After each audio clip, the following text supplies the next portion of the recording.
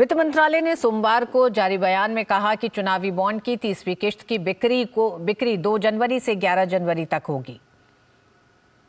सरकार ने electoral bond की 30वीं किश्त को मंजूरी दे दी है और इसकी बिक्री 2 जनवरी से शुरू हो गई, यानी आज से 11 जनवरी तक ये चलेगी। ये बॉन्ड एसबीआई की 29 ब्रांच में उपलब्ध होंगे। इनमें जो बैंकों की ब्रांच है वो बेंगलुरु, लखनऊ, शिमला, देहरादून, कोलकाता, गुवाहाटी, चेन्नई, पटना, नई दिल्ली, चंडीगढ़। इसी के साथ अन्य बैंकों की ब्रांच जो है वो श्रीनगर, गांधीनगर, भोपाल, रायपुर और मुंबई शाखा इसमें शामिल है। कोई भी भारतीय नागरिक या कंपनियां इलेक्टोरल बॉन्ड को खरीदकर किसी भी पार्टी को पैसा चंदा के रूप में दे सकती हैं। 29वीं किश्त में 1006 करोड़ के चुनावी बॉन्ड बिके थे। अब ये चुनावी बॉन्ड क्या है, आइए वो आपको बताते हैं। चुनावी बॉन्ड यानी इलेक्टोरल बॉन्ड जो है वो राजनीतिक दलों को चंदा देने का एक वित्तीय जरिया है।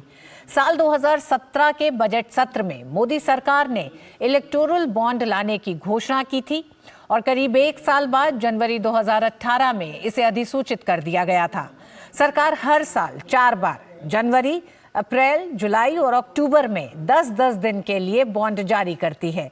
बॉन्ड खरीदने वाला 1000 से लेकर 1 करोड़ रुपए तक का बॉन्ड खरीद सकता है। 2000 रुपए से अधिक चंदा देने का इच्छुक कोई भी व्यक्ति या कॉरपोरेट हाउस भारतीय स्टेट बैंक की तय शाखाओं से ये बॉन्ड खरीद सकते हैं। इलेक्टोरल बॉन्ड मिलने के 15 दिनों के भीतर राजनीतिक पार्टी को इन्हें अपने खाते में जमा करना होता है।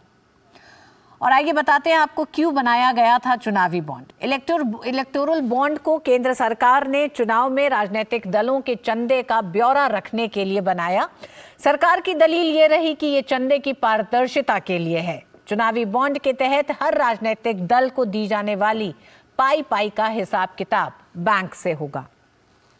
इलेक्टोरल बॉन्ड स्कीम पर सुप्रीम कोर्ट ने अपने फैसले को सुरक्षित रखा है। 2 नवंबर को सुप्रीम कोर्ट ने इलेक्टोरल बॉन्ड स्कीम केस में फैसला सुरक्षित रख लिया है। इलेक्टोरल बॉन्ड की वैधता मामले में 4 याचिकाएं सुप्रीम कोर्ट में दाखिल की गई थी। याचिकाकर्ताओं में association for democratic reforms ADR, Congress नेता जया ठाकुर और सीपीएम शामिल है।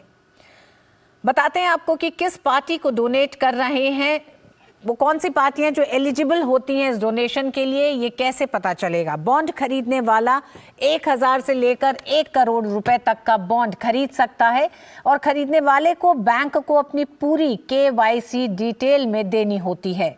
खरीदने वाला जिस पार्टी को ये बॉन्ड डोनेट करना चाहता है उसे पिछले लोकसभा या विधानसभा चुनाव में कम से कम 1% वोट मिला होना चाहिए। डोनर के बॉन्ड डोनेट करने के 15 दिन के अंदर इसे उस पार्टी को चुनाव आयोग से वेरीफाइड बैंक अकाउंट से कैश करवाना होता है।